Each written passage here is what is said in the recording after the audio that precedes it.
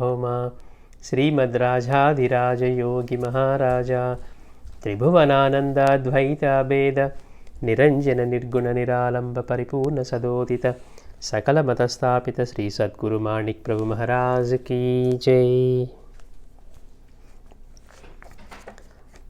మొన్న వారం కాకుండా అంతకుముందు వారం మనం శ్రీ మాణిక్య ప్రభువుల వారి సమాధానంతరం ఆ పరంపర ఎలా కొనసాగింది, నృసింహ తాత్య వారి బిడ్డలైనటువంటి మార్తాండ మహారాజు, వీళ్ళ తర్వాత మళ్ళీ వాళ్ళిద్దరూ సమాధి అనంతరం కూడా మార్తాండ మహారాజు గారి చెల్లెలైనటువంటి వాళ్ళ యొక్క బిడ్డని, అంటే ఇక శ్రీవత్స గోత్రం నుంచి ఆ పరంపరలో ఎవరూ లేకపోవటం వల్ల చెల్లెలకి యొక్క బిడ్డలైనప్పుడు ఆయన ప్రార్థిస్తే, నువ్వు కనుక దత్తస్వామి జోలిలో వేస్తాను అని అంటే నీకు బిడ్డ కలుగుతాడు అన్నప్పుడు అట్లా కలిగిన బిడ్డని ప్రసాదించారు. తర్వాత మనకి మార్తాండ ప్రభు తర్వాత శ్రీ శంకర మాణిక్య ప్రభువులు అనేవారు సంస్థానానికి వారసులుగా వచ్చి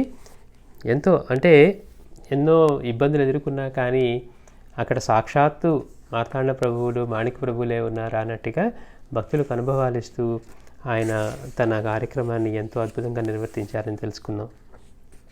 అంటే అక్కడ ఇంకెవరున్నారు, ఆయనకి నమస్కారం చేయడానికి కూడా ఎవరు లేరనుకున్న వారికి ఈ గోవిందప్ప అనే భక్తుడికి అక్కడ ప్రభువు ఒకసారి స్వప్నంలో దర్శనం ఇచ్చి దర్శనానికి రమ్మని చెప్పి అక్కడికి వెళితే ఈయనకేమో ఎదురుగా శంకర ప్రభువులు కనపడుతూ ఉన్నారు, కానీ మాట అయితే ఆయనకి వాయిస్ అయితే మాత్రం మార్తాండ ప్రభువుది కనపడుతూ ఉంది. సరిగ్గా చూడు నేనే ఉన్నాను అని. రూపం ఈయనగా కనపడుతుంది, మాట అది కనపడుతుంది. అప్పుడు తను తప్పు తెలుసుకొని ఆయనకి నమస్కారం చేసినప్పుడు ఆయన అన్నారట, ఇక్కడ ఉన్న రూపం కాదు ఆ స్థానం ముఖ్యం అని, అంటే ఇక్కడ సాక్షాత్తు వారే ఉన్నారని. అట్లా శంకర మాణిక్య ప్రభువులు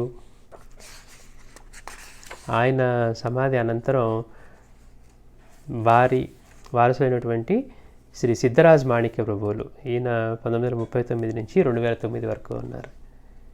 శంకర మాణిక్య ప్రభువుల తర్వాత ప్రభుపీఠంపై పంచమ పీఠాధిపతిగా శ్రీ సిద్ధరాజ్ మాణిక్య ప్రభు మహారాజు విరాజమానులయ్యారు. వీరు 39 ఫిబ్రవరి 1వ తేదీన జన్మించారు. అసాధారణ వ్యక్తిత్వం కలవారని, ప్రభు సాంప్రదాయానికి అత్యంత తేజసమన్వితులైన అతి రథసారులని ఈయన రూపంలోనే ప్రత్యక్షంగా మార్తాండ ప్రభువులే తిరిగి అవతరించినట్లుగా వారి జాతకం చూసిన తండ్రి గారైన శ్రీ శంకర మాణిక్య ప్రభువులకు అనిపించింది. బాల్యంలోని సిద్ధరాజును ప్రేమతో రాజు అని పిలిచేవారట. అంటే ఈ సిద్ధరాజ్ ఈయన్ని శ్రీజీ గారు అనేవారు. శ్రీజీ గారి యొక్క అసమానత్వం, త్రికాల దర్శిత్వం యొక్క సాక్ష్యాలు ఆయన బాల్యలీలపై తెలిసేవి. అంటే వీరు కూడా ఎంతో గొప్పగా మళ్ళీ ఆ సంస్థానాన్ని వీరంతా అక్కడ గ్వాలియర్లో అక్కడ బాగా చదువుకొని మళ్ళీ తిరిగి వచ్చి వీళ్ళు మాతృశ్రీ యొక్క ఆదేశానుసారం మాణిక్యనగర్ యొక్క సంస్థానం కార్యభారం అంతా వహించడానికి మళ్ళీ ఆయన తిరిగి వచ్చారంటే చదువులకి వాటికి గ్వాలియర్ వెళ్ళి చదువుకున్నారట. వీరందరూ కూడా గొప్ప గొప్ప పెద్ద పెద్ద చదువులు చదివి తర్వాత ఈవెన్ అడ్వకేట్గా అట్లా కూడా అంటే అట్లాంటి చదువులకు కూడా వెళ్ళారు. తర్వాత మళ్ళీ మాణిక్య నగరానికి వచ్చి ఆ సంస్థాన కార్యాలంతా కూడా వారు భుజాల మీద వేసుకొని చేశారు. అట్లా 56వ సంవత్సరం దత్త జయంతి ఉత్సవ సమయంలో శుభముహూర్తంలో విధియుక్తంగా భవ్య సమారంభంతో శ్రీ సిద్ధరాజు గారిని శ్రీ ప్రభు గాదిపై స్థానాపన్నం చేయడం జరిగింది. 18 సంవత్సరాల చిన్న వయసులో సకల మత సాంప్రదాయం యొక్క ధర్మాధికారం వీరి భుజస్కంధాలపై పడింది. ఇతరులతో మార్గదర్శనం పొందవలసిన వయసులోనే తానే సమాజానికి మార్గదర్శనం చేసే మహత్తరమైన బాధ్యతను స్వీకరించి తమ సామర్థ్యాన్ని పరిచయం చేశారు. అంటే అంత చిన్న వయసులోనే మనం శంకర మాణిక్య ప్రభువులు, అంతకుముందు మార్తాండ మాణిక్య ప్రభువులు అది ఇంకా చిన్న వయసులోనే చేశారు. మనోహర మాణిక్య ప్రభువులు వీరందరూ కూడా అట్లాగా వీరు కూడా అట్లానే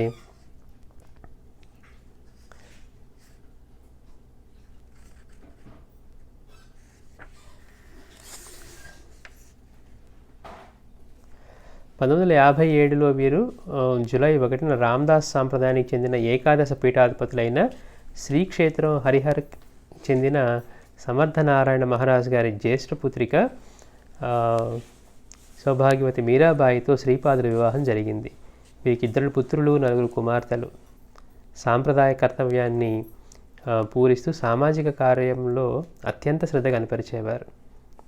అంటే వాళ్ళు ఆ మాణిక్యనగర అభివృద్ధికి, తర్వాత అక్కడ విద్య అవసరం అని చెప్పి ఎన్నో స్కూల్స్, తర్వాత మాణిక్య ప్రభు పేరు మీద అక్కడ ఎన్నో గ్రంథాలయాలు, వచనాలయాలు, తర్వాత వైద్య విద్యాలయాలు ఇవన్నీ కూడా వీరు అక్కడ స్థాపించడం జరిగిందనమాట.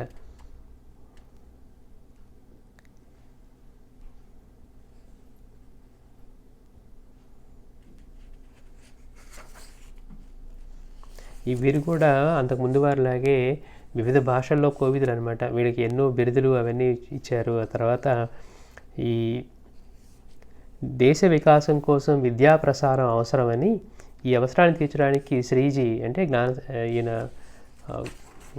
జ్ఞానరాజ్ సిద్ధరాజ్ మహారాజ్ గారు, ఆయన శ్రీజీ అని పిలిచేవారు అనుకున్నాం కదా, ఆయన సంకల్పం చేసి అక్కడ మాణిక్ ప్రభు శిక్షణా సమితి, శ్రీ మాణిక్ ప్రభు హిందీ విద్యాలయం, శ్రీ మాణిక్ ప్రభు వచనాలయం, శ్రీ మాణిక్ ప్రభు విద్యార్థి వసతి గృహం, శ్రీ మాణిక్ ప్రభు అనాథాలయం, శ్రీ మాణిక్ ప్రభు అంధ విద్యాలయం, శ్రీ మాణిక్ ప్రభు వేద పాఠశాల, శ్రీ మాణిక్ ప్రభు సంస్కృత పాఠశాల, అలాగే శ్రీ మాణిక్ ప్రభు సంగీత విద్యాలయం.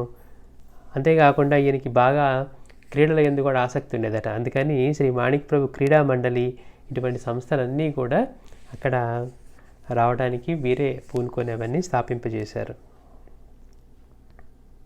తర్వాత వీరి అక్కడ చేస్తూ ఉన్నప్పుడే ఈ మార్తాండ ప్రభువుల యొక్క జన్మ శతాబ్ది మహోత్సవం, అలాగే ఆయన యొక్క ప్రభు నిర్యాణ మహోత్సవం, తర్వాత శ్రీ మనోహర ప్రభు యొక్క మహానిర్యాణ మహోత్సవం, ఇవన్నీ కూడా అంటే ఈ కార్యక్రమాలన్నీ కూడా, తర్వాత బాబాసాహెబ్ జన్మ శతాబ్ది, మార్తాండ మాణిక్య ప్రభుల నిర్యాణ అర్ధ శతాబ్ది మహోత్సవం, ఇవన్నీ కూడా వీరు ఆ కాలంలో ఉన్నప్పుడే ఇవన్నీ చేశారు.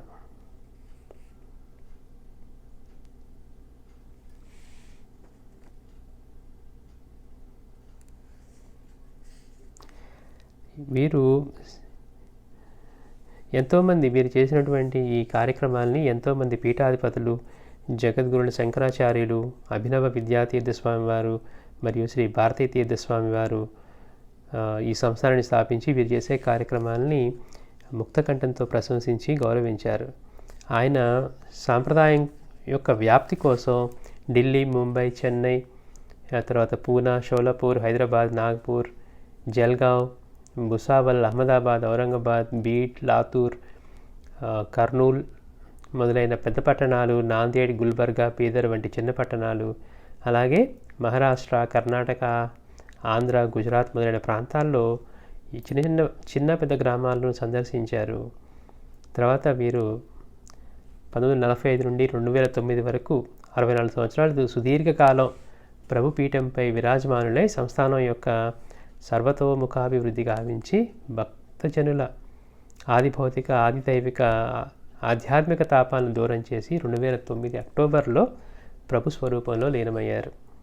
వీరి సమాధి మందిరం శ్రీ మార్తాండ మాణిక్య ప్రభు, శ్రీ శంకర మాణిక్య ప్రభు దేవాలయం ప్రక్కనే నిర్మించబడింది. అంటే వీరు అంటే ఈ జనరేషన్కి వచ్చేసరికి 2009 దాకా ఉన్నారంటే అన్నిట్లో, అంటే ఈ స్టడీస్లో కానివ్వండి, ఇవన్నీ అంటే ఇప్పటి అవసరాలకు తగ్గట్టుగా ఆయన అన్నీ ఒక పక్క నుంచి ఆ వేదాంతం సాంప్రదాయంలోనే ఉంటూ మళ్ళీ ఇవి ఇట్లా కావాల్సిన డెవలప్మెంట్ అంతా కూడా చేశారు. వారి తర్వాత శ్రీ జ్ఞానరాజ్ మాణిక్య ప్రభు మహారాజ్ ఇప్పుడున్నారనమాట. ఆయన ఇప్పుడున్నవారు. వీరి యొక్క ఇందాక మనం చెప్పుకున్నాం 2 పుత్రులు 4 కుమార్తెలు అని చెప్పుకున్నాం కదా, వాళ్ళలో పెద్దవాడైనటువంటి ఆయన.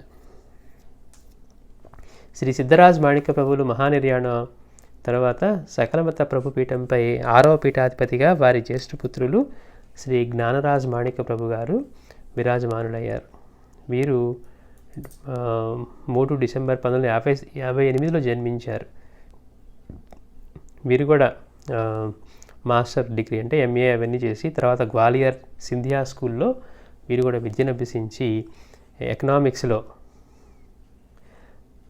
ప్రథమ స్థానంలో సర్వోత్కృష్ట విద్యార్థిగా స్వర్ణ పథకంతో భారత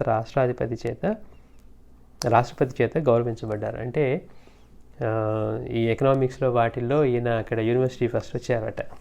వచ్చి అక్కడ రాష్ట్రపతి చేత వాళ్ళ చేత గౌరవించబడ్డారు. అంటే మనకి కేవలం ఊరికే ఆ భక్తి మార్గం అనే మాటల్లోనే కాకుండా ఎట్లయితే మాస్టర్ గారు అన్ని ఇప్పుడు భరద్వాజ మాస్టర్ గారు తీసుకున్నా ఎంతటి విజ్ఞానం అంటే మనకి ఆశ్చర్యం కలుగుతుంది. ఊరికే రామాయణం చెప్పారా, భాగవతం చెప్పారా, బాబా గురించి చెప్పారా కాదు, ఆధునిక విజ్ఞానంతో వాళ్ళ నాన్నగారిలాగా సమన్వయాన్ని, అంటే వేద విద్యతో ఉన్న సమన్వయము. అంతేకాకుండా ఇవాళ మనకి ఏం తెలియకుండా చాలా తెలుసు అని మనం అనుకుంటుంటాం. సైన్స్లో మనకి తెలిసింది 2 ముక్కలే, కానీ మనం ఏమనుకుంటాం, మనకి చాలా సైన్స్ తెలుసు, మనం అడ్వాన్స్డ్గా ఉన్నాం అంటే మిగిలిన వాళ్ళతో పాటు అడ్వాన్స్డ్గా ఉన్నాం అనుకుంటాం. కానీ మనల్ని అడిగితే మనకి తెలిసింది తక్కువే సైన్స్. కానీ మనం చదవాలంటే జీవితకాలం బట్టి గ్రంథాలు రాశారు మాస్టర్ గారు. ఎప్పుడు కూడా గర్వంగా అనిపించేది అదే అని చెప్పుకుంటుంటాం. మాస్టర్ గారు మిగిలిన బుక్స్ని కాపీ కొట్టి లీలలు అయితే రాయగలిగారు, కానీ ఒక ఏది నిజాన్ని కానీ, విజ్ఞాన వీచికల్ని కానీ, మతం ఎందుకు లాంటి గ్రంథాలని కాపీ కొట్టి అసలు ధైర్యం కూడా చేయలేకపోయారు. అంటే వాళ్ళు ఎంతటి ఈ విద్యలో ఎంత గొప్పగా ఉంటారు అంటే, ఇటు సాంప్రదాయమైన ఆధ్యాత్మిక విద్యే ప్రధాన విద్య ఉన్నప్పటికీ కూడా దానితో పాటుగా సమన్వయాన్ని చేస్తూ మిగిలిన వాటిని కూడా మనకి వాటితో ఎలా సమన్వయం చేయాలో చేసి ఈ 2 ఎలా వేరు కావో, పరిమితులు ఏంటో వాటికి ఆయన తెలియజేశారనమాట. అట్లా వీరు కూడా మిగిలిన వాటిలో ఈ ఎకనామిక్సే కాకుండా సంస్కృతం, హిందీ, మరాఠీ, ఇంగ్లీష్, కన్నడ మొదలైన భాషల్లో ఎంతో ప్రావీణ్యం ఉంది. అధ్యాత్మ విద్య విద్యానాం, విద్యల్లోకెల్లా ఆధ్యాత్మిక విద్య శ్రేష్టమైందని భగవంతుడు అన్నట్లుగా వాటిని అనుసరించి ఆధ్యాత్మికం, వేదాంతం, కావ్యశాస్త్రం వారికి ఇష్టమైన విషయాలు. అంటే గీతలో ఆయన చెప్పినట్టుగా విద్యలన్నిటిలోకి కూడా ఆధ్యాత్మ విద్యే నిజమైన విద్య. ఎందుకని అది మాత్రమే స్వస్వరూపాన్ని, ఆనందాన్ని తెలియజేసి తన నిజస్వరూపాన్ని తెలియజేయగలదు. మిగిలినవి ఏవైనా కానీ మనం అవి సంపాదించుకోవడానికి, ఇంకా తెలుసు అనే అహంకారాన్ని కూడగట్టుకోవడానికే.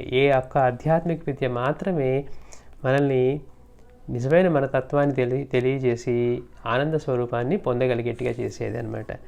అందుకని ఆయనకి ఈ ఆధ్యాత్మికం, వేదాంతం, కావ్యశాస్త్రం వారికి ఇష్టమైన విషయాలు.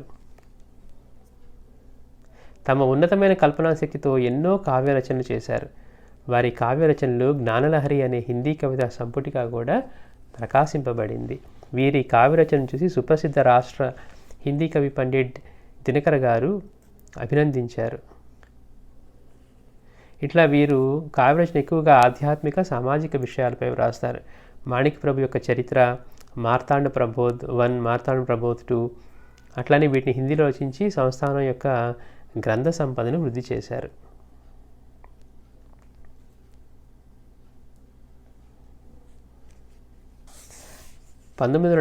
సంవత్సరం నుండి మాణిక్ రత్న అనే మాసపత్రికను కూడా వీరు ప్రకాశింపజేస్తూ ఉన్నారు. అంటే అక్కడ మనకి మాస్టర్ నుంచి సాయిబాబా గ్రంథంలాగా మాసపత్రికను కూడా సంస్థానం నుంచి వీరు అది స్టార్ట్ చేశారనమాట.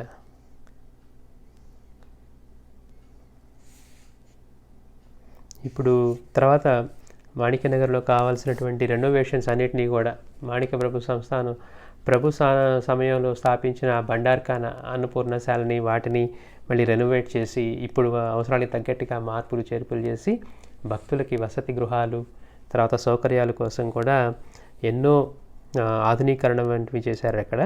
అట్లాగే ఈ బండార్ఖానాకి తర్వాత నూతన నిర్మాణం, ఆధునీకరణ, మాణిక్య ప్రభు మందిర పరిసరాల్లో సుశోభీకరణ. అంటే నిజంగా అక్కడికి వెళ్తే మనకు తెలుస్తుంది ఎంత చిన్నదిగా ఉన్న, ఎంత ప్రశాంతంగా అందంగా ఉంటుందో అక్కడ. అట్లా ఈ ఎన్నో వసతులతో కూడినటువంటి నివాస వ్యవస్థ కొరకు నూతన కట్టడాలు. అంటే మనం ముందు అనుకున్నాం అక్కడ నిజంగా ఏమీ లేని ప్రదేశంలో ప్రభు ఇక ఆయన పల్లకి అక్కడ ఆగిపోయి చెట్ల తీగల మధ్యలో ఇరుక్కున్న తర్వాత ఇక్కడే ఉందామని నిశ్చయించుకున్న తర్వాత మళ్ళీ 2-3 రోజులకి అక్కడ ఉన్న 2 బిలో వృక్షాలు కాలిపోయాయట. నిజానికి అప్పుడు అడిగితే ఆయన చెప్పారట 2 బ్రహ్మరాక్షసులకి ముక్తి లభించింది అని. మళ్ళీ వీళ్ళు అడుగుతారు కదా, ప్రభు మళ్ళీ వాటిని తిరిగి బతికింపజేయండి అంటే మీరు 10 రోజుల పాటు 8 రోజుల పాటు తీసుకొచ్చి పాలతో వాటికి ఇది చేయండి, వాటి మొదల్లో పోయండి అంటే ప్రభు చెప్పినట్టుగానే మళ్ళీ అవి తిరిగి చిగురించాయి. కానీ నిజానికి అక్కడ జరిగింది ఏంటంటే అక్కడున్న బ్రహ్మరాక్షసులకి ఆయన ముక్తినిచ్చారట. అందుకని ఆ 2 ఒక్కసారిగా కాలిపోయాయి. అట్లా అటువంటి అరణ్యంలో ఇవాళ మాణిక్యనగర్ అనే దాన్ని ప్రభు యొక్క స్పర్శతోటి, పాదస్పర్శతోటి అక్కడ ఒక చిన్న కుటీరం వేసుకొని స్టార్ట్ చేసింది. ఇవాళ తర్వాత ఆయన సంకల్పానుసారం ఇవి ఒక మాణిక్య నగరంగా అది వెలసి తర్వాత వచ్చినటువంటి ఈ పరంపరలో ఉన్న మాణిక్య ప్రభు వంశపారంపరంగా వచ్చినటువంటి వారి చేత ఎంతో వృద్ధిలోకి వచ్చి ఇవాళ అక్కడ ఎంతో డెవలప్మెంట్ జరిగిందనమాట. అంటే ఒక మహానగరంగా ఏర్పడింది.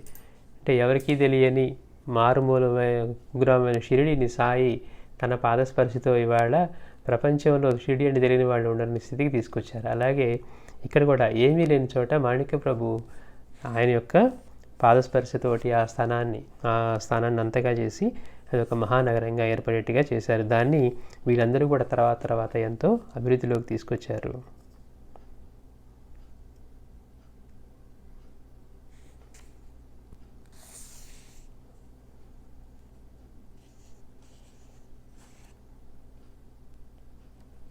ఇప్పటికీ కూడా ఎన్నో కొత్త కట్టడాలు అవన్నీ జరుగుతూ ఉన్నాయట. భక్తులకి అనేక కొత్త వసతులు కల్పించబడుతూ ఉన్నాయి. శ్రీ ప్రభు భక్తుల ఐహిక లౌకిక శ్రేయస్సు కోసం శ్రీజీ అహర్నిశలు శ్రమిస్తూ ఉన్నారు.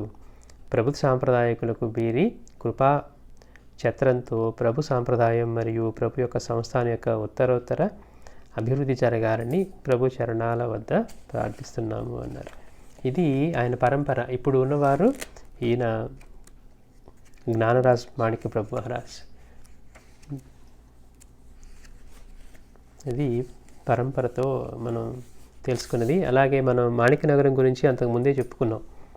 ఇది మహారాష్ట్రకి, ఆంధ్రాకి, కర్ణాటకకి మూడింటికి కూడా బార్డర్ 20 కిలోమీటర్ల దగ్గరలోనే ఉంటుంది 3 రాష్ట్రాలకు కూడా. అంటే ఒక త్రికోణాకారంలో ఉండే ఈ బోర్డర్స్ మధ్యలో అది ఉంది. పైగా అక్కడ 4 భాషలు చౌభాషా స్థలంగా అనుకున్నాం. అంటే అక్కడ ఈ యవనులు పాలించడం వలన ఆ ఉర్దూ భాష, తర్వాత మనకి ఆంధ్ర, కర్ణాటక, మహారాష్ట్ర బోర్డర్ ఉండడం వల్ల మరాఠీ, కన్నడ, తెలుగు ఈ 4 భాషల్లో కూడా అక్కడ మాట్లాడుతూ ఉండేవారు. పైగా మనం అంతకుముందు చెప్పుకున్నట్టుగా అక్కడ పురాణ ఇతిహాసంలో కూడా ఏదో ఉంది, మణిచోళం అనేవారు. అక్కడ ఎవరో ఒక రాక్షసుడు ఉండేవారట. ఆ రాక్షసుని సంహరించారు, అందుకని అది వృషభాద్రి అని, మణిచోళం అని అంటూ ఉంటారు అని. అట్లా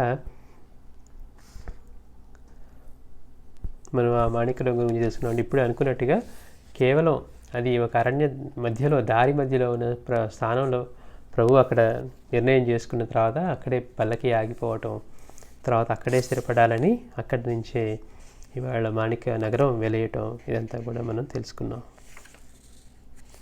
కానీ ఏదైనా కానీ అంటున్నారు, అక్కడికి వెళ్ళి చూస్తే కానీ అక్కడ లభ్యమయ్యే శాంతి మనకి అనుభవం కాదనమాట. ఒక్కసారి వెళ్ళి చూస్తే ఎక్కడ ఒక మహాత్ముడు కొద్ది క్షణాలను కూర్చుంటాడో ఆ ప్రదేశం పరమ పవిత్రమైపోతుందని చెప్పారు మనకి. అలాంటిది ఇక మాణిక్య ప్రభు యొక్క పాదస్పర్శతోటి, తర్వాత వాళ్ళ పరంపరలో ఉన్న వాళ్ళతోటి ఆ క్షేత్రం ఎంత మహిమాన్వితమైనదో, అలాగే మనకి షిరిడీ వెళ్ళినా కానీ అందుకే అక్కడికి వెళ్తే మన మనసులో వేరే రకంగా పనిచేస్తుంది అనమాట. అలాగే ఇక్కడ కూడా ప్రభు యొక్క మందిరంకి వెళ్తే కానీ మనకి ఆ స్థానం యొక్క ఇది అర్థం కాదు.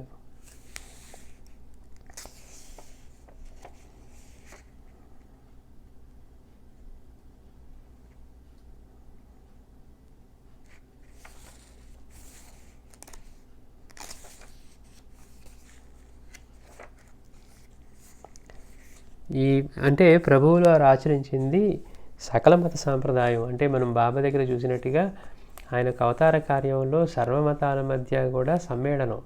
అంటే ఎక్కడెక్కడి నుంచో వచ్చి రకరకాల మతాల వాళ్ళు, ఏ మతం వాళ్ళు అక్కడ ఉండి వాళ్ళ మతాన్ని అవలంబించినప్పుడు ఏ గొడవలు లేవు. కానీ ఒక చోటకు వచ్చిన తర్వాత మళ్ళీ వాళ్ళలో మాది గొప్ప, మీది గొప్ప, ఇట్లా ఒకరికొకరు గొడవలు వచ్చిన తర్వాత మళ్ళీ వాటిలో సమన్వయం చేయటం అనేది ఆయన అవతార కార్యంగా కూడా భాగంగా తీసుకున్నారు. కనుక మనకి దత్త సాంప్రదాయంలో ఆయన క్రమంగా తన అవతారాన్ని కూడా మార్చుకుంటూ, అంటే సాంప్రదాయాన్నే మార్చుకుంటూ సకల మతాలని ఆయన ఆదరిస్తూ, శ్రీగురుడు కూడా అన్నారు మాకైతే ఏ అభ్యంతరం లేదు కానీ ఈ ధర్మంలో వచ్చాం కనుక అని ఆ యొక్క యవనుడు ప్రార్థించినప్పుడు కూడా అదే చెప్పారు.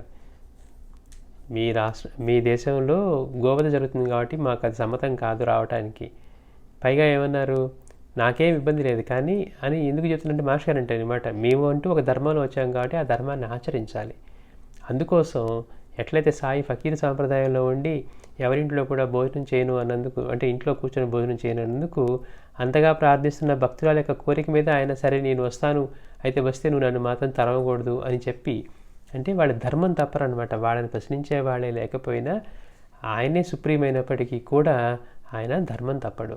అందుకని ఏమన్నారు, ఇలా మీ రాజ్యంలో గోవధ జరుగుతుంది కాబట్టి అది మాకు నిషిద్ధం అన్నారు. అందుకని ఆయన అది నిషిద్ధం చేసిన తర్వాత మాత్రమే అక్కడ అడుగు పెట్టారనమాట. అంటే మనకు ఆ సాంప్రదాయంలో ఉన్న ఆయన అందరికీ చెందినవాడు, అన్ని సాంప్రదాయాలకి చెందినవాడు. ఇక్కడ కూడా మాణిక్య ప్రభువుల దగ్గర కూడా మనం అదే చూసాం. ఆయన దగ్గరికి రకరకాల మతాల వాళ్ళు వచ్చారు, రకరకాల ధర్మాల వాళ్ళు వచ్చారు. వాళ్ళందరినీ కూడా ఆయన ఒకే విధంగా చూశారు తప్పించి వాళ్ళు వేరు అన్న భావమే లేదు. అలానే మన అక్కలకోట స్వామి దగ్గర కూడా అదే చూస్తాం. పార్సీ మతస్థులు వచ్చారు, యవ్వనులు వచ్చారు, అట్లా అంటే పాశ్చాత్యులు వచ్చినా కానీ ఎవరు వచ్చినా కానీ వాళ్ళు అందరినీ తమ రూపంగానే ఆదరించారే తప్పించి వీళ్ళు వేరు అనే భావం లేదు. అంటే అందరూ ఆయన బిడ్డలే అయినప్పుడు వేషభాషలు లేకపోతే దేశాలు, రూపాలు, మతాలు వేరైనంత మాత్రాన ఆయన కాకుండా ఎలా పోతారు?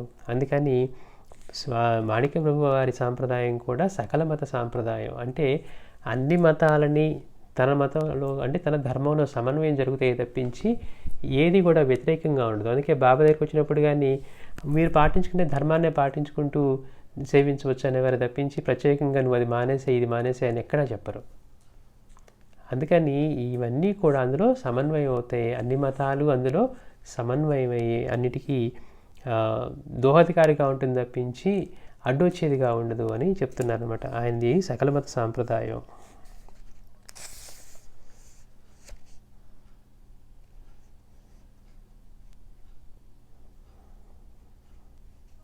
ఈ సాంప్రదాయం ఏ ఇతర సాంప్రదాయానికి కూడా విరోధిగాక పోషకముగా ఉన్నది. అంటే విరోధంగా, అంటే దాన్ని అబ్జెక్ట్ చేసేది కాకుండా దాన్ని పోషించేదిగా పోషకముగా ఉన్నది అంటున్నారు. ఈ సాంప్రదాయంలో ఉపాస్య దేవత ఎవరు అంటే ఆత్మదేవత. ఈ సాంప్రదాయానికి రూపంతో చెప్పలేదు. ఈ సాంప్రదాయానికి ముఖ్య దేవత ఎవరనగా చైతన్య దేవత. చైతన్య దేవత అంటే ఆత్మదేవత, అంతటా వ్యాపించి ఉన్న చైతన్యమే.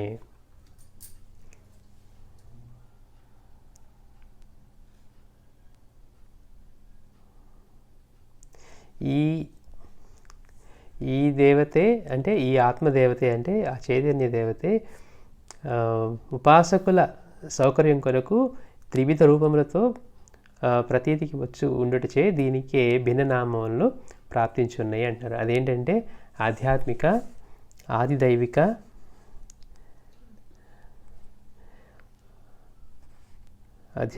ఆదిదైవిక. అంటే స్వరూపంలో ఉండగా దీనికి చైతన్య దేవత అని, ఆత్మ సర్వాత్మ లేక పరబ్రహ్మం అని అంటారు. స్వరూపం నందు దీనికే జగద్గురులకు శ్రీ దత్తాత్రేయుల అవతారమగు శ్రీ మాణిక్య ప్రభువులకే ఈ సంజ్ఞ ప్రాప్తిస్తూ ఉన్నది. అంటే ఆయన రూపం కాకుండా చైతన్య స్వరూపం, ఆయన దత్తస్వరూపం కనుక అట్లా తీసుకున్న ఆయనే ఆధ్యాత్మిక. ఆదిదైవిక అంటే ఈ భౌతిక దేహంతో ఇట్లా ఉన్నదానికి ఆయన శ్రీవత్స గోత్రికులు, తర్వాత మాతృశ్రీ భయాదేవి, అలాగే కులకర్ణి మనోహర మహారాజు గారు అంటే వీళ్ళ నాన్నగారు, అట్లా రూపంగా తీసుకుంటే ఈయన అంటే ఒకే దానికి చైతన్య రూపుడిగా మళ్ళీ ఇలా ఆదిదైవిక అంటే ఇట్లా భౌతిక దేహంతో ఉన్నది.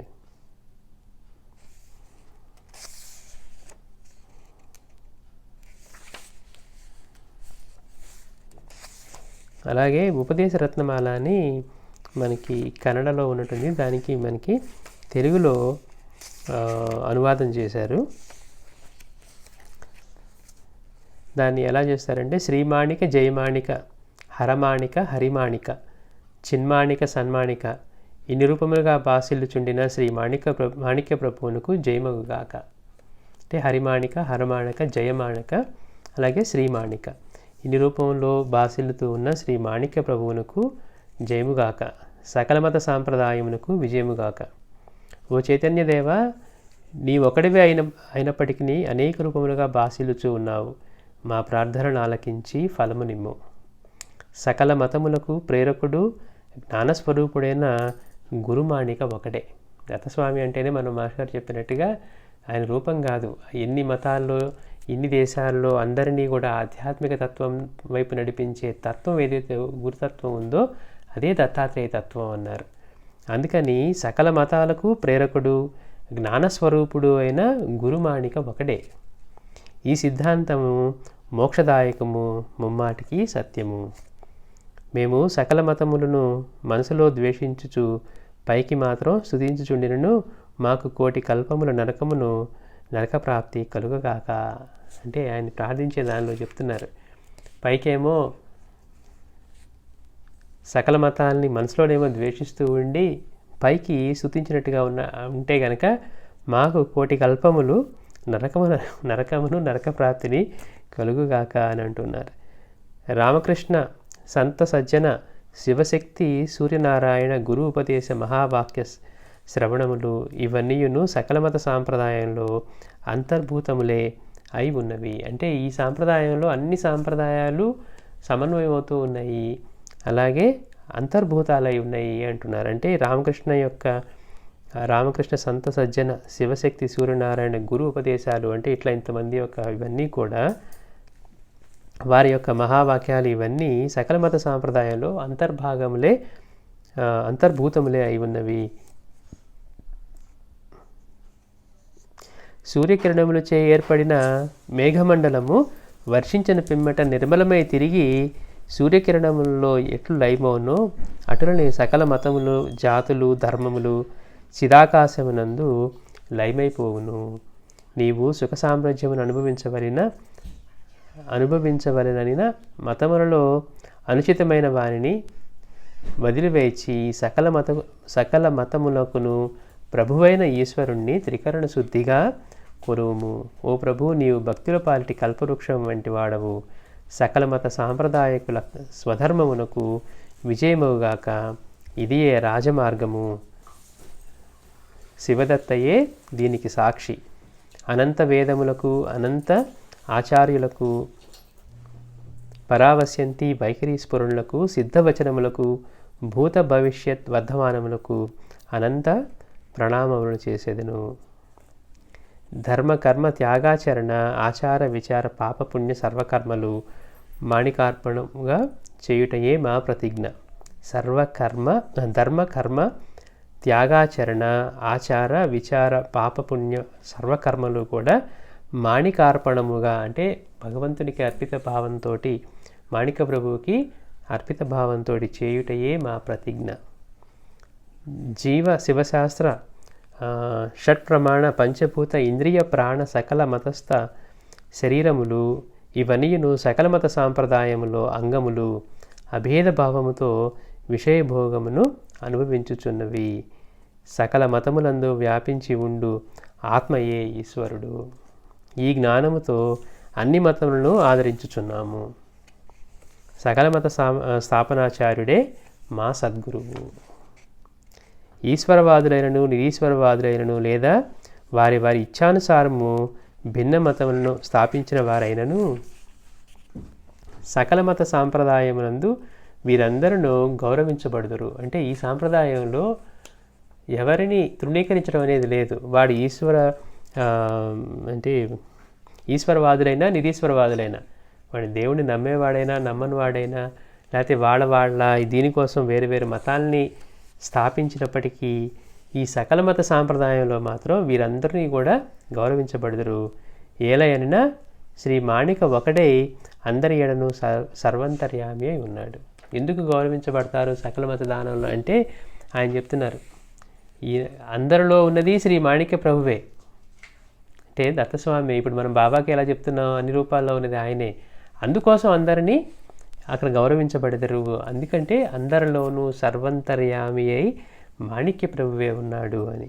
ఈ సకల మత సాంప్రదాయమును ఎవరు ఆదరించరో వారు ధన్యులు. అంటే ఒక విధంగా చూస్తే అన్ని రూపాల్లో బాబా ఉన్నారని మనం అందరినీ గౌరవించడము, లేకపోతే గౌరవించకపోయినా కనీసం ఇబ్బంది పెట్టకుండా ఉండటం అనేది ఎట్లా మనం చేస్తామో అట్లా ఈ సకల మత సాంప్రదాయమును ఎవరు ఆదరిస్తారో వారు ధన్యులు. వారి తల్లిదండ్రులు ధన్యులు, వారి ఉపాసన, వారి ధర్మము, వారి దేవత ధన్యులు, వారే ధన్యులు. అంటే ఇక్కడ జడ్జిమెంట్ అనేది లేదు. వాడు ఆస్తికుడా అనాస్తికుడా, వాడి మతం వేరా వీడు వేరా అనేది ఏమీ లేకుండా వీళ్ళందరినీ కూడా ఆదరించడం. ఎందుకు? అందరిలోనూ సర్వంతర్యామిగా మాణిక్య ప్రభువే ఉన్నాడు అన్న విషయంతో. అందుకని అట్లా చేసేవాళ్ళు. అంటే ఈ సకల మత సాంప్రదాయాన్ని ఎవరు ఆచరిస్తారో వారే ధన్యులు. వారు ధన్యులు, వారి తల్లిదండ్రులు ధన్యులు, వారి ఉపాసన, వారి ధర్మము, వారి దేవత ధన్యులు, వారే ధన్యులు. స్వరూప ప్రకాశ ఆనంద చేతముననడి చతుర్విధ సాంప్రదాయములు గురు శిష్యులు నీవు నేననడి స్వరూపములలోనూ శ్రీ ప్రభువే వ్యాపించి ఉన్నాడని జ్ఞానమార్తాండుడు చెప్పుచున్నాడు అని. ఇది శ్రీ ప్రభు యొక్క ఉపదేశ రత్నమాల. దానికి ఇది మన తెలుగులో అనువాదం అన్నమాట.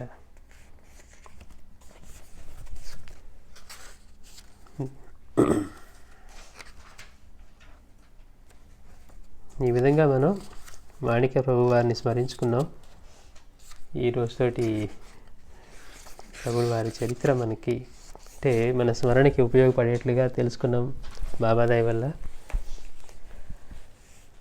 శ్రీ సచ్చిదానంద సద్గురు మాణిక్య ప్రభు మహారాజ్ కీ జై. శ్రీ భక్త కార్యకల్పద్రుమ గురు సార్వభౌమ శ్రీమద్ రాజాధిరాజ యోగి మహారాజా త్రిభువనానంద ద్వైత భేద నిరంజన నిర్గుణ నిరాలంబ పరిపూర్ణ సదోదిత సకల మత స్థాపిత శ్రీ సద్గురు మాణిక్య ప్రభు మహారాజ్ కీ జై. జై గురుదత్త.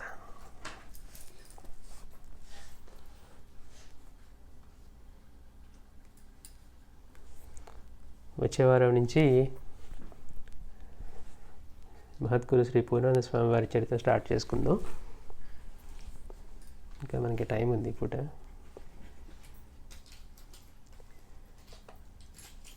ఒకసారి బాబా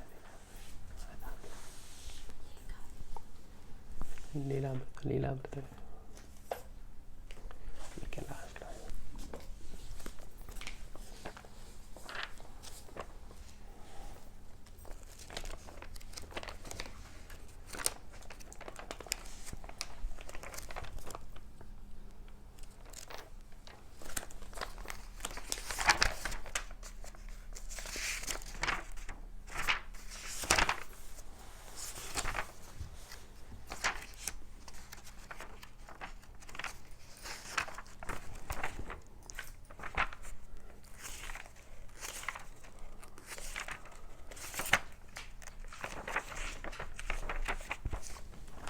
ఇంకా మనకి కొంచెం సమయం ఉంది కాబట్టి ఊరికే బాబా సూక్తులు కొన్ని ఒకసారి మళ్ళీ స్మరించుకుందాం.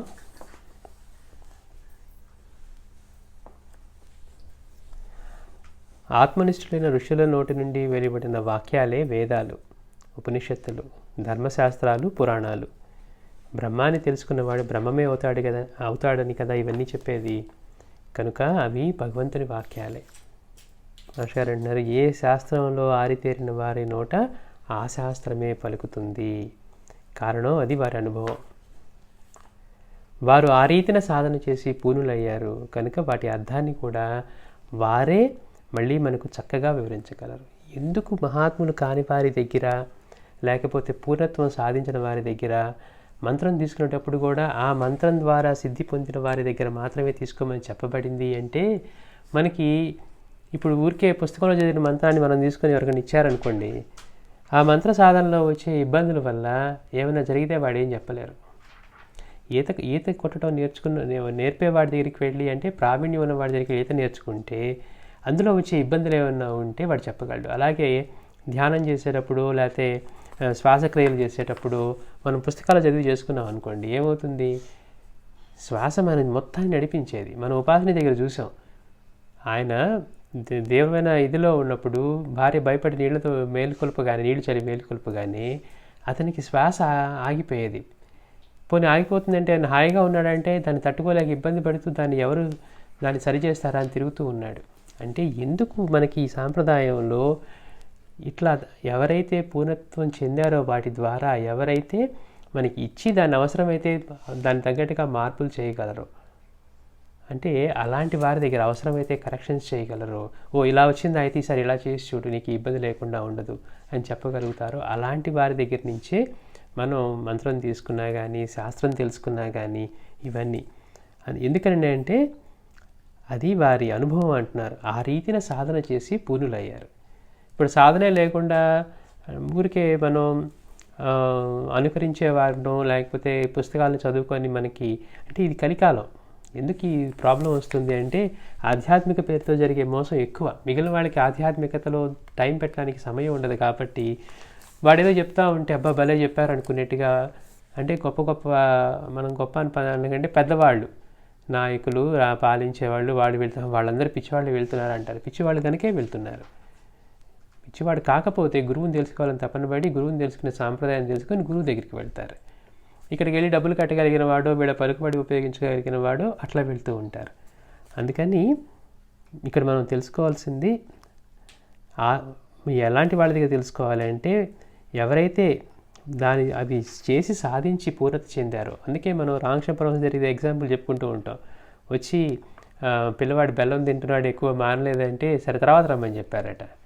తర్వాత వచ్చిన తర్వాత వస్తే బెల్లం మానేయమని చెప్పారంటే అదేంటి ఆ మాట చూడడానికి ఇన్ని రోజులు తర్వాత రప్పించారంటే అప్పుడు నేను కూడా మానలేదు, నాకు ఇది ఉందని.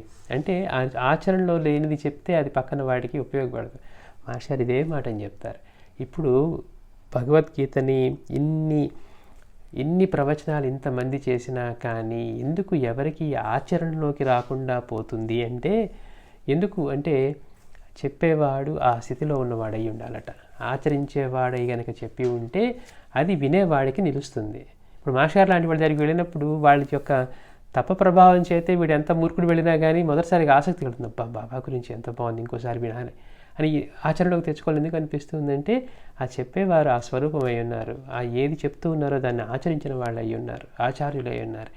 అలా కాకుండా ఓన్లీ గ్రంథ విజ్ఞానంతో లేకపోతే శాస్త్రాన్ని చదువుకోవటం ద్వారా కనుక చెప్తే అది మన ఆచరణలోకి రాదు. గీతను నేర్చుకోవటం వేరు, గీతను ఆచరించడం వేరు. మనం ఏదైనా అర్థమవుతుందంటే ఇప్పుడు మన దగ్గర డబ్బు ఉంది అనుకుంటే దాన్ని ఉపయోగించుకోవాలనుకుంటామా, ఊర్లో దాచుకోవాలనుకుంటామా? అందుకని ఆచరణలోకి రావటం అనేది అలాంటి వారి దగ్గర నుంచి విన్నప్పుడు మాత్రమే అవుతుంది. కనుక బాబా అన్నారట, నా దగ్గరికే కాదు ఇంకెక్కడికి వెళ్ళదు మంత్రోపదేశం కోసం అన్నారట. అందుకని వారు ఆ రీతిన సాధన చేసి పూర్ణులయ్యారు కనుక వాటి అర్థాన్ని కూడా మళ్ళీ వారే మనకి చక్కగా వివరించగలరు. రోగికి వైద్య గ్రంథం కంటే ఆరితేరిన వైద్యుడే మేలు చేయగలిగినట్లు శాస్త్రవాక్యం కంటే మహనీయుల వాక్యమే ఎక్కువ ప్రమాణం అంటున్నారు. అందుకే వారిని ఆశ్రయించాక సర్వధర్మాన్ పరిత్యజ అన్న సూత్రాన్ని పాటించాలి. ఇక దానికి వచ్చిన తర్వాత ఇక మళ్ళీ వేరే ఆలోచన ఉండదు. గురువు దగ్గరికి వెళ్ళి ఒకసారి మనం ఆశ్రయించిన తర్వాత ఇక సర్వధర్మాన్ని పరిత్యజ, మిగిలిన వాటి గురించి మనం ఇంకా ఆలోచన చేయక్కర్లేదనమాట. అందుకే సద్గురువుని ఆశ్రయిస్తే శాస్త్ర షట్కం అక్కర్లేదన్నారు. అంటే గురువు యొక్క కృప పొందడానికి, అనుగ్రహం పొందడానికి వాడు తపన పడటమే తప్పించి గురువు ఏదన్నా విధిస్తే గురుసేవగా నేర్చుకోవాల్సిందే తప్పించి అక్కడికి వచ్చిన తర్వాత కూడా ఇంకా నేను ఏదో నేర్చుకోవాలి, ఇంకా తెలుసుకోవాలనే ఆలోచన ఉంటాం. అదంటే గురువు నమ్మకపోవడం అనమాట. గురువు ఎలా ఉంటాడు, అవసరమైతే ఒక్క క్షణంలో మనం బాబా దగ్గర చూస్తూ ఉన్నాం, ఒక క్షణంలో ఊరికి చేయి కదలికతోటే పక్కన వాడికి అటువంటి జ్ఞానసిద్ధిని ఇవ్వగలడు. ఇంకా కొంతమంది గురువుల దగ్గర చూస్తాం మనం, వాళ్ళు ఏమి కేవలం అంటిపెట్టుకొని సేవ చేస్తూ ఉన్నందుకే స్వామివారి తాతగారులు వాళ్ళకైతే వాళ్ళు సేవించిన చోట ఎలాంటి వారంటే కేవలం నయన దృష్టితోటే మనం చెప్పుకుంటాం. అప్పుడు దాకా నీకు ఇంత గురుదక్షిణ కూడా ఇవ్వలేదు కదా, నేను సమాజ చింతనంటే నువ్వు ఇంత తపన పడుతూ ఉన్నావు అంటే నేను ఇక్కడ మీ సేవలో ఆనందంగా బ్రతుకుతున్నాను, మీరు లేకపోతే నేను జీవించలేను అన్నందుకు ఆయన అప్పటికప్పుడు ఉత్తరాధికారిగా చేయాలని నిర్ణయించుకొని నయన దీక్ష ఇచ్చారట. అంటే ఎన్ని శాస్త్రాలు చదువుకుంటున్నారు, మిగిలిన శిష్యులతో కొట్టుకుంటూ ఉన్నారు. గురువు గారు వెళ్ళిపోతారని మీరు చెప్పారు, ఇప్పుడు మనం ఎవరు ఎక్కుతాం దీని మీద, మనకి ఎవరు వస్తారని. కానీ గురువుని అంటిపెట్టుకొని ఉన్నాడు, కేవలం వంటవాడిగా పనిచేస్తూ ఉన్నాడు. గురువు ఆయన యొక్క సన్నిధి లేకపోతే నేను జీవించడం అనుకున్న ఆయన ఏం చేశారు, ఒక్క క్షణంలో రూమ్లోకి వెళ్ళి తలిపేసుకున్నారు, ఇక ప్రాణం కూడా వదిలేయాలని. అలాంటి దగ్గరికి ఆయన ఎదురుగా వచ్చి ఆ రూమ్ తలిపేసినా కానీ, అంటే గురువు అలాంటి స్థితిలో ఉన్నారు కనుక ఒక్కసారి అట్లా నేత్ర దీక్ష ఇచ్చారట, అంతే. అంటే ఎందుకు ఈ మాట చెప్పుకుంటున్నాము అంటే ఆయన యొక్క ఒక్కసారి గురువు దగ్గరికి వెళ్ళిన తర్వాత మనకి ఆయన అనుగ్రహం పొందటం ఒక్కటే లక్ష్యం. ఇక వేరేవి మనకి ఇది అనే ఇంకా ఆలోచన ఉండకూడదు. గురువు అనుగ్రహం, ఇప్పుడు బాబా దగ్గరికి వెళ్ళాం, బాబా అన్నారు ఒక్కటే మాట చెప్పారు, నా అనుగ్రహం పొందటానికి నీ దృష్టి నాపై నిలుపు అన్నారు. నేను ఎలా నా గురువుని సేవించాను, ఇక అదే మార్గం మనకి. మళ్ళీ మనం అది చేయాలా, మళ్ళీ ఇది చేయాలని ఎంతసేపు మనం ఆయన్ని గుర్తుపెట్టుకొని మన దృష్టిని ఆయనపై నిలపగలమా, మనం ఆయన అనుగ్రహం పొందగలమా అన్నదే మన లక్ష్యం అయి ఉండాలి. ఎందుకని ఒక్కసారి అట్లా కలిగితే మాస్టర్ గారికి ఇచ్చినట్టు ఒక చిన్న అనుభవం మనకు కూడా ఒకటి ఇచ్చారనుకోండి, మన జీవితం ఇంక మళ్ళీ వేరే చూస్తామా? అంటే ఆయన కీర్తించడం తప్పించి ఇంకా వేరే ఏం మిగలదన్నమాట. అందుకే సద్గురువుని ఆశ్రయిస్తే శాస్త్ర షట్కం అక్కర్లేదన్నారు. మనకు అవసరమైతే సద్గురువు చెప్తాడట, ఒరే ఇది చదువుకో అని, లేకపోతే ఇది చదువు అని చెప్పి మనకి చెప్తారు. అట్లాగా అందుకని అంతేకాదు పరబ్రహ్మ స్వరూపులైన మహనీయుల అనుభవం నుండి వెలువడే వాక్యాలు వేదం వలె మంత్రాలు. వాటిని విని అంటే శ్రవణం చేసి బాగా ఆలోచించి అంటే మననం చేసి జీవించాలి. మనం చేసేది శ్రవణం చేస్తాం కానీ మననం చేయం. అదేమవుతుంది, మనకి శ్రవణం విన్నప్పుడు బాగుంది అనిపిస్తుంది, అబ్బాయి ఎంత బాగున్నాయి అనిపిస్తాయి. మనం వాటిని మననం చేయకపోవటం వల్ల ఏమవుతుందంటే మనం వాటిని గుర్తు తెచ్చుకోం. మననం చేస్తూ ఉన్నప్పుడు ఏమవుతుంది, అవి మనకి ఎప్పుడు గుర్తుంటాయి, దాని గురించి ఆలోచన చేస్తూ ఉంటాం. అందుకని వినటంతో పాటుగా శ్రవణం ఎంత ముఖ్యమో, శ్రవణం చేసిన తర్వాత దాన్ని మననం చేయటం కూడా అంత ముఖ్యం. అదే ఉపనిషత్తులు భగవద్గీత చెప్పేది. అనేక సందర్భాల్లో వేర్వేరు భక్తులతో శ్రీ సాయి చెప్పిన వాక్యాలు ఒక వరుసలో కూర్చుకొని చదివితే సంపూర్ణమైన ఆధ్యాత్మ బోధ లభిస్తుంది. అంటే నిజంగా బాబా ఎంతటి గొప్పవారో మనకి తెలియదు. మహాత్ములందరేమో ఆయన నిజంగా తెలుసుకుంటే ఆయన ఈ సృష్టి మొత్తానికి గురువు అని తెలుస్తుంది అంటూ ఉన్నారు. మరి ఆయన చెప్పే మాటలు చూస్తేనేమో ఇట్లా ఉన్నాయి, చిన్న చిన్న మాటల్లాగా ఉన్నాయి. అంటే ఒక్కొక్క మాటలో మళ్ళీ దానికి మాస్టర్ మనకి ఆ సూక్తులకు వివరణిస్తూ ఉంటే 3 మాటల్లో గీతలో ఉన్న ఇవి సారమంతా ఈ 3 మాటల్లో చెప్పారా అనిపించేట్టుగా మనకి ఆయన మాటలు ఉన్నాయి. అంటే ఆయన మాటల్ని అర్థం చేసుకునే స్థాయిలో మనం లేం కనుక ఆయన మాటలు అంటే సూక్తులు కూడా ఎంత గొప్ప విషయాన్ని తెలియజేస్తూ ఉన్నాయి. అల్లా మాలిక్ అని ఒక్క మహామంత్రంతో ఏం చెప్తూ ఉన్నారు, మనం ఎలా జీవించాలో చెప్తూ ఉన్నారు. మనల్ని అందరూ పోషించేవాడు ప్రభు ఎలా ఉన్నాడో, అన్ని రూపాల్లో ఆయనే ఎలా ఉన్నాడో చెప్తూ ఉన్నారు. అంటే అడిగినా అడగకపోయినా మహామంత్రాన్ని చెప్పినట్టుగానే బాబా నోట్ల నుంచి వచ్చే ప్రతి మాట కూడా వేదం లాంటిదే, వేదంలోని మంత్రాలు వంటిదే అంటున్నారు. అందుకే బాబా అన్నారట, ఆద్యంతాలు లేని ఈ పాదాలు పరమ పవిత్రమైనవి, నాపై పూర్తి విశ్వాసం ఉంచు, నీ కోరిక నెరవేరుతుంది. అయితే ఇక్కడ కోరిక మనం ఏం కోరిక పెట్టుకుంటాం అనేదే మన మీద ఉందన్నమాట. బాబా నీ అనుగ్రహం పొందడమే నా కోరికని పెట్టుకుంటే అదే నెరవేరుతుంది. లేదు మనం చిన్న చిన్నవి పెట్టుకున్నాం అనుకోండి, వాటి దగ్గరే ఉంటుందన్నమాట. ఆది అంతాలు లేని పాదాలు, ఆద్యంతాలు అంటే ఎప్పుడూ ఉండేవి, ఆద్యంతాలు లేని పాదాలు, ఈ పాదాలు పరమ పవిత్రమైనవి, నాపై పూర్తి విశ్వాసం ఉంచు, నీ కోరిక నెరవేరుతుంది, నాపై నీ దృష్టి నిలుపు, నేను నీపై నా దృష్టి నిలుపుతాను అంటున్నారు బాబా. ఆయన మార్గం చెప్పారు. ఒక గురువుని సేవించిన మాస్టర్ అంటారు, గురువు దగ్గరికి వెళ్ళటం ఎంత ముఖ్యమో ఆయన అనుగ్రహం పొందే మార్గం తెలియటం అంత అవసరం అంట. అనుగ్రహాన్ని పొందే మార్గం తెలియకపోతే అంటే మనం ఇంటి దగ్గరికి వచ్చి తాళం లేకపోతే ఏమవుతుంది, అక్కడ నిలబడిపోతాం, లోపలికి వెళ్ళడానికి ఉండదు. అంటే గురువు దగ్గరికి వచ్చాం, ఇప్పుడు ఆయన అనుగ్రహం తెలుసుకునేది మనకి ఎలా అనుగ్రహం పొందాలో తెలియకపోతే వెళ్ళినా కానీ ఉపయోగం ఉండదు.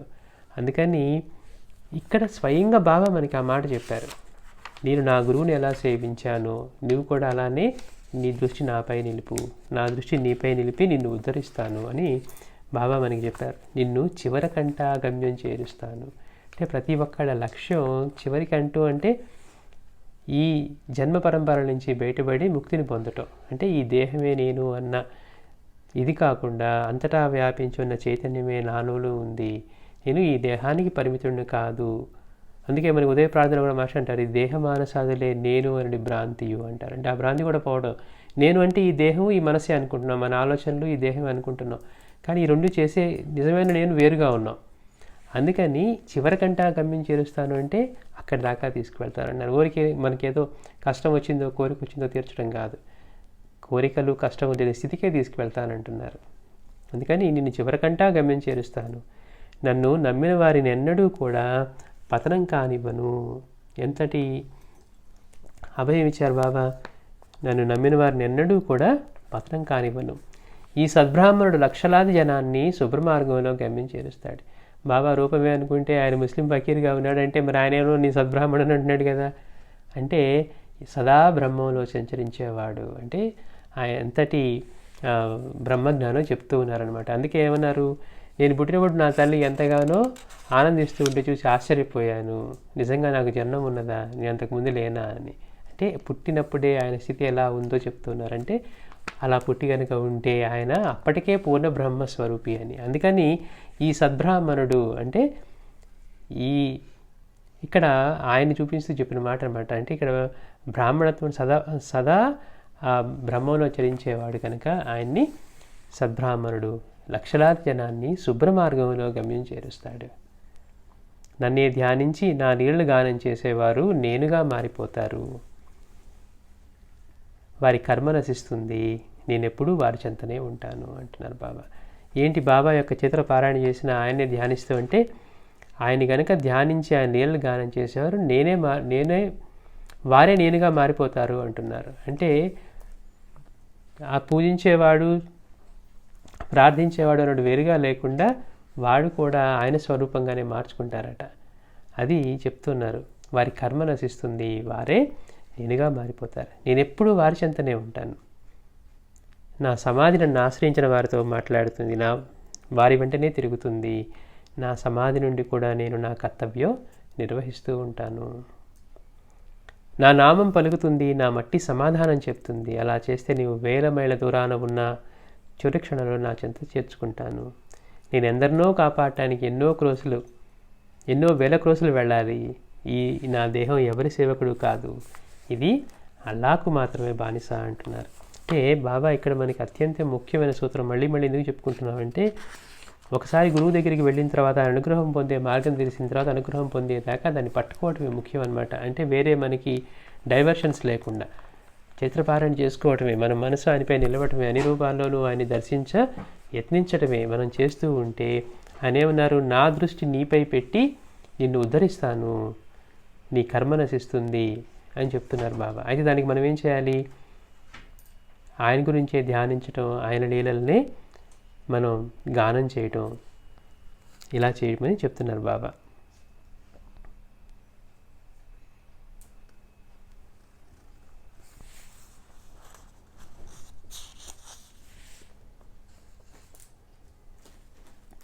ఇందాక మనం కూడా పనిచేయి, దేవుని నామం ఉచ్చరించు, సద్గ్రంథాలు చదువు, పోటీలు వంతులు కీచులాట్లు మానితే దేవుడు కాపాడుతాడు అంటున్నారు.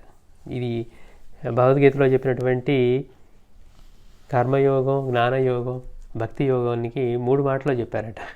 పనిచేయి, దేవుని నామం ఉచ్చరించు, సద్గ్రంథాలు చదువు, పోటీలు వంతులు కీచులాట్లు మానితే దేవుడు కాపాడతారు. పని చేయాలంటే ఎలా చేయాలి? నిష్కామ కర్మ చేయాలంటే ఇందాక మనం అనుకుంటే చేసే పనులన్నీ కూడా మాణిక్య ప్రభువు కల్పితమైనట్టుగానే చేస్తామని ఎట్లా అయితే వాళ్ళు చెప్పారు దానిలో, అలాగే మనం కూడా పని చేసేటప్పుడు మనం వాటి ఫలితాన్ని ఆశించకుండా, అంటే ఆ ఫలితం మనల్ని ఏ వచ్చినా కానీ మనల్ని ఇబ్బంది పట్టేదిగా ఉండేట్టుగా వెళ్ళాలన్నమాట. అంటే భూమి విత్తుల్ని ధరిస్తుంది, సూర్యరశ్మి తర్వాత వర్షం చేత వీటి చేత అది ఆ విత్తనం మొలకై వచ్చినా రాకపోయినా కానీ ఇంత చేసినందుకు అవి వస్తే సంతోషించవు, మాడిపోతే దుఃఖపడవు అన్నారు. వాటిపైన అవి చేసుకుపోయాయట. అలా చేసుకుపోవటమే మనకైతే కనుక అప్పుడు నీకు ఇంకా దుఃఖం ఎక్కడిది? దుఃఖం లేకపోవటమే ముక్తి. మనం ప్రతి చిన్నదానికి అయ్యో ఇలా లేదే, మనం అన్నిటికీ కూడా ఎలా ఉంటున్నామంటే అయ్యో ఇలా లేదే, పిల్లవాడికి 100కి 90 మార్కులు 90 వచ్చాయే అని బాధపడే దగ్గరే మనం ఉంటే ప్రతిదానికి మనం బాధపడటమే అవుతుందన్నమాట. బాధ లేకపోవడమే ముక్తి అంటున్నారు. సద్గ్రంథాలు చదువు, పోటీలు వంతులు కీచులాట్లు మంతే దేవుడు కాపాడుతాడు అంటున్నారు. సద్గ్రంథాలు చదువు అంటే మనం శాస్త్ర షట్కం అక్కలేదని ముందు చెప్పి సద్గ్రంథాలు చదువు అంటే, ఒక సద్గ్రంథాన్ని చదవటం అంటే మనకి అవసరమైనంతగా ఒక గ్రంథాన్ని చదివాం, దానిలో అవసరమైనంత విషయాన్ని మన ఆచరణలోకి తీసుకోవడానికి పనికొచ్చేదాన్ని గుర్తుపెట్టుకొని ఆచరించడానికి పనికొచ్చే తీసుకోవడం సద్గ్రంథ పారాయణ అవుతుందట. అలా కాకుండా భగవద్గీతలో ఈ యోగంలో ఇలా చెప్పారు, సాంఖ్యయోగంలో అలా చెప్పారు, లేకపోతే కర్మయోగం ఇలా చెప్పారు, ఈ 2 ఇలా ఉన్నాయి అలా ఉన్నాయని డిస్కస్ చేసుకోవడానికి కనుక వాడు ఉపయోగించుకుంటూ ఉంటే అది ఈ శాస్త్రాలు చదువుకొని అనవసరంగా దాన్ని దుర్వినియోగం చేసుకున్నట్టు అవుతుంది.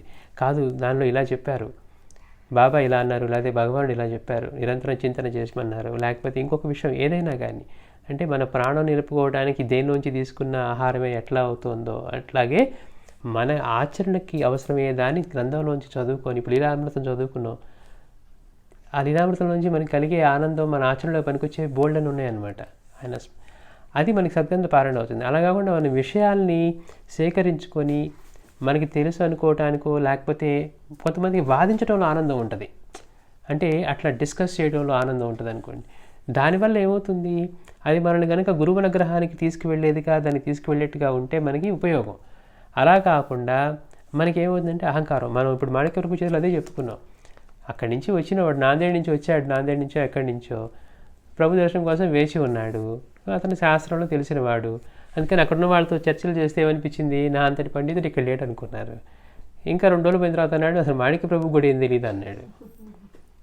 అంటే ఆ విద్య వల్ల అహంకారం ఎట్లా వస్తుందో. త్రివిక్రమ భారతి కూడా ఏమనుకున్నాడు, సన్యాసి అయి ఉండి ఆయన ఇంతటి దీన్ని అనుభవిస్తూ ఉన్నాడు, సన్యాసికి ఎవరిని తగవు కదా అనుకున్నాడు. దేనివల్ల వచ్చింది? కానీ తర్వాత సద్గురువు యొక్క అనుగ్రహంతో, అంటే సద్గురు యొక్క అనుగ్రహం, ఆయనకి అనుగ్రహం కలిగింది కనుక అతనిలో అహంకారం, అంటే ఆ విద్య వల్ల వచ్చిన అహంకారం ఉన్నా కానీ దాన్ని తొలగించి ఆయన మళ్ళీ అనుగ్రహించారనమాట. అంటే వాళ్ళకి కలిగినటువంటి అదృష్టం అందరికీ ఉంటుందా?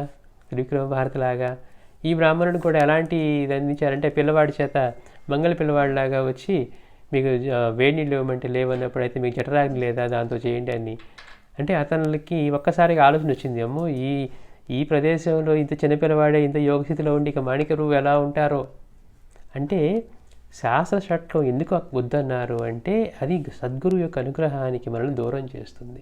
అందుకే ఉపాసనతో కూడా బాబా చెప్పారంట, నువ్వు వెళ్ళి చర్చలు గోష్ఠులు పెట్టుకోవద్దు, మౌనంగా ఖండోపాలనలో ఉండన్నారట. కానీ తెలిసింది చదువుకుని అది ఊరుకోదాయ. ఇప్పుడు జనరల్గా పండితులను ఎప్పుడు అనుకుంటారు, వీడు నలుగురితో మాట్లాడి చూపించుకున్నప్పుడే. అందుకే మనకి బాబా యొక్క భక్తుల దగ్గర చూస్తూ ఉన్నప్పుడు ఒక్కొక్క భక్తుడు, కాకా దీక్షిత్ లాంటి వాళ్ళు, ధూమాల్ లాంటి వాళ్ళు ఎంతో శాస్త్ర ప్రావీణ్యం ఉండి గ్రంథాలు ఎన్నో చదువుకున్నా కానీ వాళ్ళలోంచి నోట్లోంచి ఒక్క మాట కూడా వ్యక్తం కానిచ్చేవారు కాదు. ఎందుకు? దానివల్ల అహంకారం బలపడుతుంది తప్పించి కొత్తగా నాకు వచ్చేదేముంది, ఇంతకుముందు ఎంతోమంది మహాత్ములు రాసినవి ఉన్నాయి కదా, అవి చదువుకుని ఆనందపడదామని. కానీ అలా కాని వాళ్ళు ఎలా ఉంటారు అంటే వాటికి కోసం తపన పడేట్టుగా ఉంటారు. అంటే గురువు అనుగ్రహాన్ని పొందడానికి అడ్డంకులుగా మారే ఇవన్నీ కూడా మనం, అందుకని బాబా చెప్తున్నారు, గురువుని ఆశ్రయించిన తర్వాత శాస్త్ర షట్కం అక్కర్లేదు, అయితే సద్గ్రంథ పారాయణ చేయమని మాత్రం చెప్తూ ఉన్నారు. అంటే సద్గ్రంథ పారాయణ మన మనస్సుకి ఆనందాన్ని కలిగించి మన ఆచరణకి దోహదం చేసేదిగా ఉండాలి, ఆయన స్మరణకి ఉపయోగపడేదిగా ఉండాలి. అందుకని అంటే ఒక చిన్న మాటలో బాబా ఎంత విషయాన్ని చెప్తున్నారో చూడండి. అది మనకి మాస్టర్ చూడటం వల్ల ఈ విషయం అర్థమవుతుంది. లేకపోతే బాబా చెప్పినట్టు పని చేయండి చేస్తున్నాగా, కానీ పని ఎలా చేయాలో మనకి తెలియదు కదా. అట్లానే దేవుని నామం ఉచ్చరించుంటున్నారు, అల్లా మాలిక్. నిజానికి మనలో శ్వాస ఈ క్రియ జరగటానికి ఆయనే, మన పుట్టుకకి మన నిర్వహణకి అంతా ఆయనే కారణం. మనం తినే ఆహార రూపంలోనూ తీసుకునే గాలి రూపంలోనూ అన్నింట్లోనూ ఆయనే ఉన్నారు.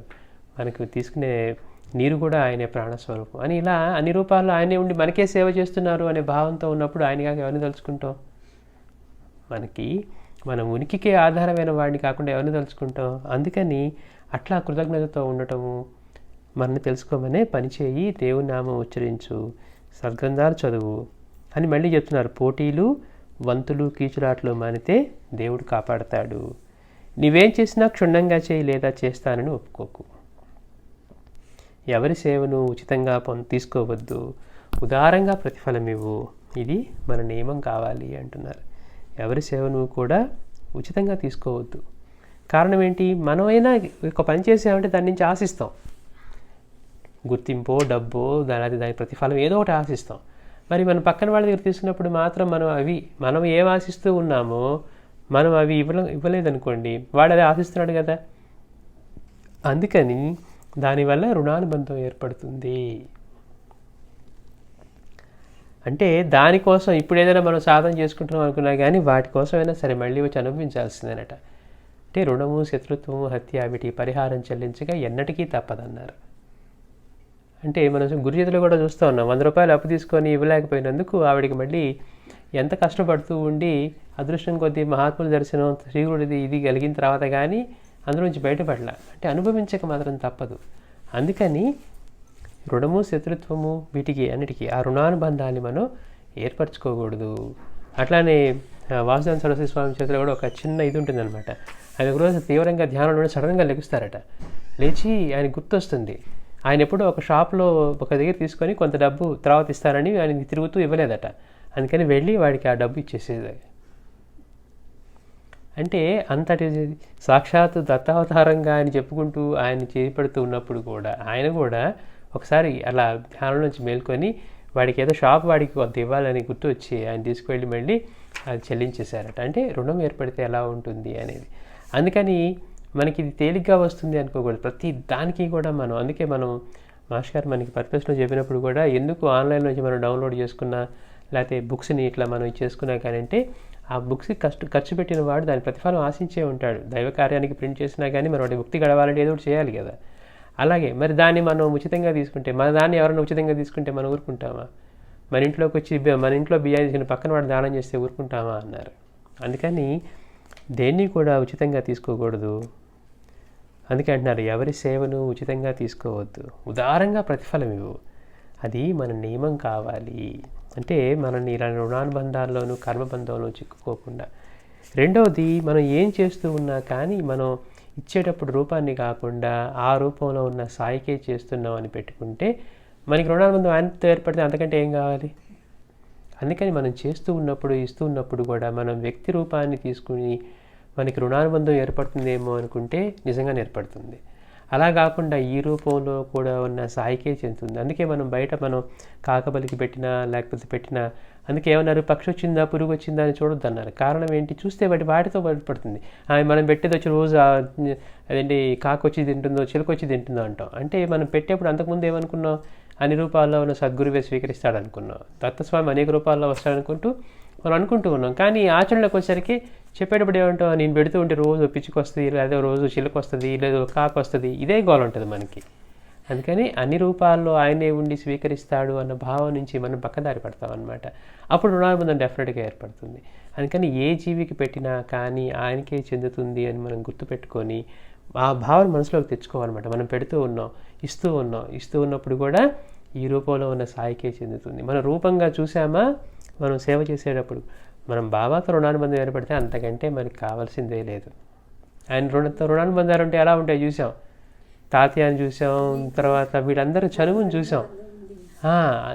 అందుకని అంతకంటే మనకి ఇంకోటి అవసరం లేదు. అందుకని ఎవరికి ఏం చేస్తున్నా సాయనాథార్పణం రూపం కనపడుతుంది. ఆయన వచ్చినప్పుడు ఫస్ట్ ఆ దర్శనానికి వచ్చినప్పుడు నువ్వు నా దర్శనానికి రావడమా, నేనే నీకు రుణపడ్డాను, నేనే నీ దర్శనానికి రావాలన్నారట అని మళ్ళీ వెంటనే వాత పెట్టారు. ఇక అయినా మనిషి పూజించడం ఏంటి అన్నారు. అంటే ఇక్కడ మనం తెలుసుకోవాల్సింది, చేసే పనిలో రుణానుబంధం ఏర్పడుతుంది అన్నప్పుడు రుణానుబంధం ఏర్పడకుండా ఉండాలి అంటే ఏ భావంతో చేయాలి. ఎందుకు మనం ప్రతిదాన్ని కూడా పరమేశ్వరార్పణమస్తు, కృష్ణార్పణమస్తు, రామార్పణమస్తు అని ఎందుకు చేస్తాము అంటే ఆయనకి సమర్పిస్తూ ఉన్నాం. పడితే ఆయనతో పడినేవ్వండి. అందుకని వ్యక్తి రూపంతో సంబంధం లేకుండా, అంటే మనకి ఒక్కసారిగా అంతటి పరివర్తన దృష్టి, అందుకనే వీటిని చింతన చేస్తూ ఉంటే అవి గుర్తు రావడానికి అవకాశం ఉంటుంది. మనం విన్నప్పుడు సూక్తులు బాగున్నాయి అని మనం మర్చిపోయాం అనుకో. అంటే జీవితంలో ఇవన్నీ కూడా ఆచరణకు అవసరమైన ఇంపార్టెంట్ విషయాలు అనమాట మాస్టర్ గారు చెప్పినవి. బాబా ఆయన ఒక మాట, అంత మితభాషగా ఉన్నవారు ఒక మాట చెప్పారంటే మరి దానికి ఎంత విలువ ఉంటుంది. శాస్త్రాల సారం అంతా అయి ఉంటుందన్నమాట ఒక మాట చెప్పారు అంటే. అందుకని ఎవరి సేవను ఉచితంగా తీసుకోవద్దు, మనం రుణపడద్దు. అంటే వేరే వాళ్ళ దగ్గర సేవ తీసుకునేటప్పుడు ఉదారంగా ప్రతిఫలం ఇవ్వాలి. అందుకే బాబా చిన్న పనికి కూడా 2 రూపాయలు ఇచ్చేవారట. నిచ్చెన మోస్తే 2 రూపాయలు ఇస్తారా బాబా, మీరు అలవాటు చేస్తున్నారు అన్నారట. 2 రూపాయలు ఇస్తారు అంత చిన్న పనికి. అలానే మంగళవాడు వచ్చినప్పుడు ఆయన మీసాలు కత్తిరించుకున్నా లేకపోతే తల గురిగించుకున్నా కానీ ఆయన ఎంత తీసి అట్లా ఇచ్చేవారట. వాడికి ఆ పనికి 10 రూపాయో పావాలని అనుకుంటే ఈయన ఇచ్చేది దానికి 10 రెట్లు 20 రెట్లు ఉండేదట. వాడు ఎంతో సంతోషంగా వెళ్ళేవాడు. అంటే ప్రతి పనికి కూడా సాధ్యమైనంత, అంటే మనకే అనుకుందాం, మనం ఏదైనా ఒక పని చేసాము లేదా ఆఫీస్లోనే మనకేదో బోనస్ 2000 వస్తాయి అనుకుంటే వాడు 20,000 ఇచ్చాడు అనుకుందాం. ఎట్లా ఉంటుంది మన పరిస్థితి, గాల్లో తేలుతున్నట్టు ఉంటాం. అంటే అది శాశ్వతం కాదని తెలిసినా కానీ ఆ సమయానికి, ఎందుకని మనం ఆశించింది ప్రతిఫలం మనకి 2 రూపాయలే లేదా 2000, కానీ వాడు ఇస్తున్నది 10 రెట్లు ఎక్కువ ఉంది. అట్లాగా ఉదారంగా ప్రతిఫలం ఇవ్వాలి. అంటే మనం అంత ఇవ్వలేకపోయినా కనీసం గీచి కాకుండా నేను ఇంత ఇస్తానంటే కాదు, వాడి సేవని మనం ఏదో తక్కువ చేసి వెళ్ళి మూట కట్టుకున్నాం. నిజంగా మూట కట్టినది కర్మను కట్టుకుంటాం, రుణానుబంధాన్ని కట్టుకుంటాం. అందుకని ఉదారంగా ప్రతిఫలం ఇవ్వాలి. ఇది మన నియమం కావాలి. బాబా అంటున్నారు, ప్రాణులన్నిటి రూపాల్లో కూడా నేనే సంచరిస్తూ ఉంటాను. ఈ విషయాన్ని మనం విస్మరించకూడదు. కుక్కకి పెడుతున్నాం అనుకోకూడదు, లేకపోతే చిలుకకి పెడుతున్నాం, కాకికి పెడుతున్నాం అనుకోకూడదు. అన్ని రూపాల్లోనూ ఆయనే ఉన్నారు. ఇవాళ ఈ రూపంలో వచ్చారు, రేపు ఇంకో రూపంలో వస్తారు. అందుకే బయట పెట్టేసిరా, ఎవరు వచ్చారు, ఎవరు తీసుకుంటున్నారు అనేది కూడా చేయొద్దంటానికి కారణం అదే. ప్రాణులన్నిటి రూపాల్లో నేనే సంచరిస్తూ ఉంటాను. ఎవరు ఎవరిపై కోపించినా, దూషించినా నాకు చాలా బాధ కలుగుతుంది. ఎవరు ఎవరిపై కోపించినా, దూషించినా కానీ నాకు చాలా బాధ కలుగుతుంది అన్నారు. ఎందుకని? మనం ఎవరిని దూషిస్తే ఆయనకి బాధ కలగటం ఏంటి? ఆయన కాకుండా అన్యంగా ఉంటే కదా. సర్వంతర్యామిగా ఉన్నది ఆయనే. పైగా రెండోది ఎందుకు బాధ కలుగుతుంది? వీడికి ఇన్ని చెప్పినా కానీ వీడు మళ్ళీ దారి తప్పుతున్నాడు అంటే మనం చెప్తూ ఉన్నా మన పిల్లల మీద ఎందుకు కోపడుతున్నాం, చెప్పినట్టు చేయట్లేదని. మరి ఆయన చెప్పినట్టు మనం చేయకపోతే ఆయనకి బాధగా ఏం కలుగుతుంది? మన ఇంట్లో మన పిల్లవాడో పిల్లో చెప్పినట్టు వినకపోతే మనం ఎంతో బాధపడుతూ ఉంటాం. ఒక్క మాట వినటండి అని మనం అంటూ ఉంటాం, కానీ ఆయన చెప్పిన మాట మనం ఒకటన్నా వింటామా? అందుకని ప్రాణులన్నిటి రూపాల్లో కూడా నేనే సంచరిస్తూ ఉంటాను.